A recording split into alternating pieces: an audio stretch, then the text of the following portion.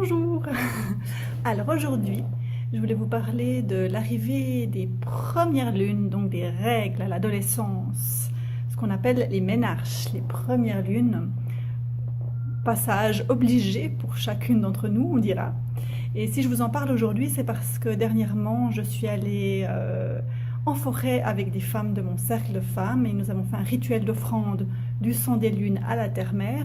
Et nous avons inclus dans ce rituel, enfin j'ai inclus un rituel des premières lunes pour nous toutes, donc pour les femmes adultes que nous sommes, pour guérir, réparer ce moment-là, qui a été un moment souvent douloureux pour la majorité d'entre nous. Alors peut-être que vous faites partie des femmes qui ont été pleinement célébrées et fêtées à ce moment-là, lorsque le sang a commencé de couler.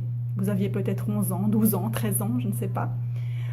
Bien, vous êtes chanceuse parce que la plupart d'entre nous, on a vécu ce moment assez difficilement, parfois seul, parfois dans la peur. Et notre entourage, que ce soit notre mère, nos sœurs, nos copines, n'ont pas toujours su répondre de manière appropriée à nos questions et on n'a pas trop su parfois nous soutenir comme c'était nécessaire. Et ce que j'ai constaté dans ma propre histoire avec l'endométriose et mon propre chemin de guérison, c'est que c'était un moment absolument indispensable à guérir, à aller apaiser, si l'on veut vraiment aller mieux, être en paix avec ce sang qui coule chaque mois. Donc dans mon accompagnement thérapeutique des femmes en individuel, en cabinet, par Skype et dans les cercles, je me rends vraiment compte que nous toutes, on a un travail à faire, même lorsque l'on ne souffre pas d'endométriose. Alors pouvez-vous vous poser la question, mais quel rapport est-ce que j'ai à mon sang? Est-ce que c'est dégueulasse pour moi? Et j'emploie ce mot à dessein. Est-ce que c'est dégueulasse? Est-ce que ça me répugne de le voir, de le toucher? Est-ce que ça me gêne d'avoir chaque mois ce sang qui coule? Et à partir de là, comment est-ce que ça s'est passé? Est-ce que je me souviens de ce moment-là? Qui était là à ce moment-là? Qu'est-ce que j'ai vécu? Alors, ce qui s'est souvent passé, c'est que ce moment était déterminant dans notre vision de la femme. Alors, notre inconscient se souvient, notre conscient beaucoup moins. Donc, beaucoup d'entre vous diront, je ne me souviens pas. Sauf que nos cellules, notre corps se souvient. Alors, j'ai des femmes qui me disent en séance, mais j'avais tellement honte de ce sang au début, adolescente, j'avais tellement peur qu'on voit que j'avais mes lunes, que j'avais peur qu'il tache mes pantalons, que j'ai retenu quelque chose. On découvre en séance, en travaillant là-dessus, qu'il y a quelque chose dans le corps qui a retenu. Et donc, ce sont des femmes qui souffrent d'un féminin blessé avec des maladies gynécologiques, telles que l'endométriose. Et elles ont 20 ans, 30 ans, 40 ans, même presque 50. Et il y a toujours cet événement qui marque leur façon de saigner aujourd'hui.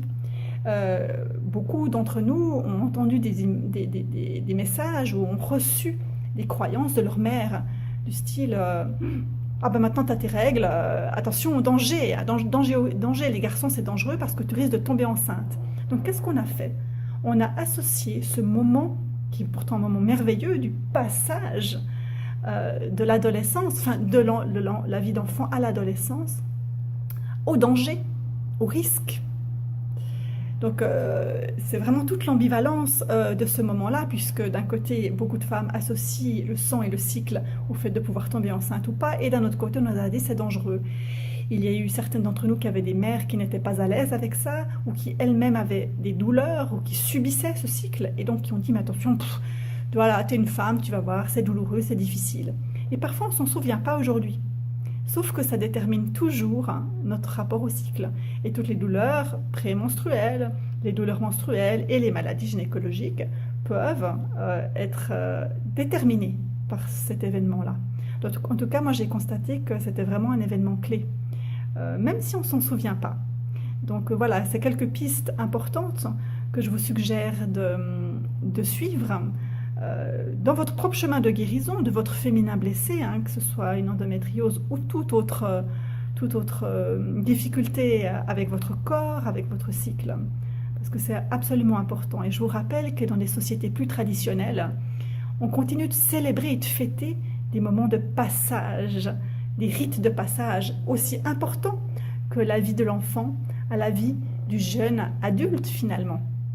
Parce que beaucoup de femmes me disent, et ça c'est vraiment une constante dans l'endométriose, c'est comme qu'il y avait eu comme un arrêt sur image, que ce passage de l'enfance à la vie d'adulte, enfin de jeune adulte, c'était pas fait de manière appropriée, il y a quelque chose qui était trop rapide, quelque chose qui n'a pas été intégré correctement. Et guérir ces moments-là permet de guérir, d'apaiser les symptômes, la maladie. Donc voilà pour quelques réflexions. Alors maintenant, je voulais vous proposer une petite méditation rapide sur ce moment-là, pour celles qui en ont envie. Alors je vous propose déjà de fermer les yeux et je vais mettre un petit fond musical. Je ne sais pas si vous allez l'entendre, mais voilà. Voilà, je crois que c'est bon. Je ne sais pas si vous l'entendez. Alors je vous propose donc de vous installer confortablement sur votre canapé, votre chaise, là où vous êtes. Et puis, de prendre quelques bonnes respirations profondes. Et vous allez plonger dans cette respiration qui est là en ce moment.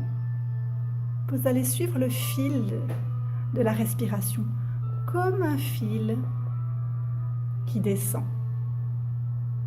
Et vous descendiez le long de votre respiration, comme un acrobate, une acrobate.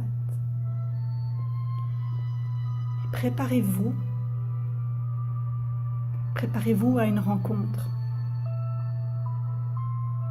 une belle rencontre. La rencontre avec cette adolescente de l'époque, le premier jour de ces lunes. Alors elle avait peut-être 11 ans, même 10 ans. 12 ans, 13 ans ou même 14 ans. Est-ce que vous vous souvenez de l'âge? Quel âge avait-elle?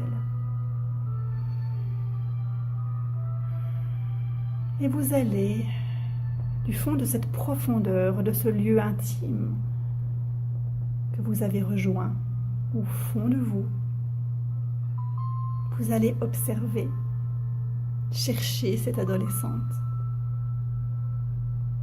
Vous allez faire remonter tous les souvenirs, toutes les émotions associées à ce moment-là, ce moment des premières lunes. Qu'est-ce qui se passe? Est-ce que je suis à l'école? À la maison? Avec des copines? Qui est là? À qui est-ce que je dis? Qui est la première personne qui entend parler de ce sang dans mon entourage? Et qu'est-ce qu'elle dit? Qu'est-ce qu'elle me dit? Qu'est-ce que j'entends? Quelles sont les couleurs? Les scènes? Est-ce que j'ai peur? Est-ce que je suis remplie de joie? Est-ce que je suis dégoûtée? Qu'est-ce qui se passe là pour moi? Alors observez, sans juger, observez. Il y a peut-être des choses étranges qui remontent, qui vous semblent ne rien avoir avec ce moment-là, mais laissez faire, parce que si elles remontent à ce moment-là, c'est pas pour rien. Peut-être des visages, des choses difficiles. Et vous laissez cette adolescente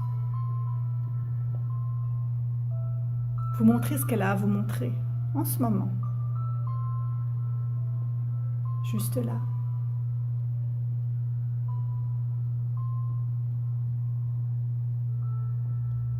Et vous l'accueillez avec tout ce qu'elle vous présente. Et même si c'est confus, vous l'accueillez. Peut-être qu'elle a peur de vous montrer tout ce qu'elle aurait envie de vous montrer. Peut-être que c'est une toute première rencontre.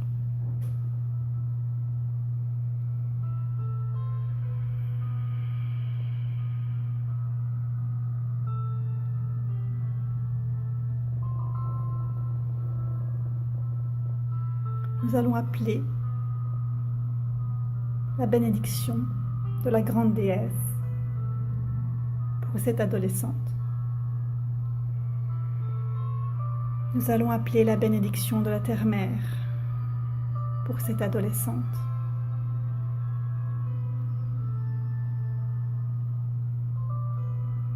Et vous pouvez entamer un dialogue avec elle, un dialogue tactile, la toucher, lui dire des choses, peut-être la rassurer, peut-être danser avec elle. En tous les cas, vous pouvez lui dire que vous savez désormais qu'elle est là et qu'elle a sans doute besoin d'être écoutée.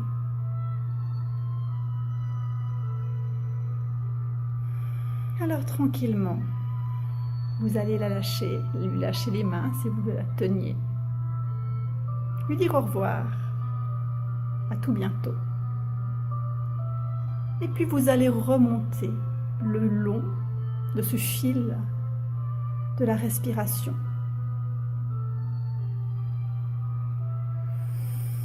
Et puis vous allez prendre quelques bonnes respirations profondes.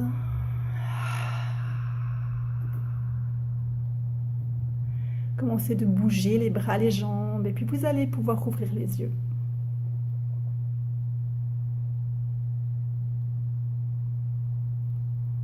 Voilà, alors je vous suggère, si vous avez vu quelque chose, senti quelque chose, eu des mots peut-être qui vous sont apparus, de prendre rapidement un bloc-notes ou un petit carnet et puis d'aller noter ou d'aller dessiner ce que vous avez vu, ce que vous avez ressenti. Tout ça, ce sont des pistes. Tout ça, ce sont des informations de votre inconscient, de votre corps, de cette jeune femme, jeune fille de l'époque. Et tout ça vous donne des idées sur la direction à prendre par rapport à votre rapport à votre corps, au sang, et peut-être par rapport à votre féminin blessé. Donc si vous avez besoin ou envie qu'on en parle, ou que vous avez besoin d'être accompagné dans un processus quelconque, je suis à disposition.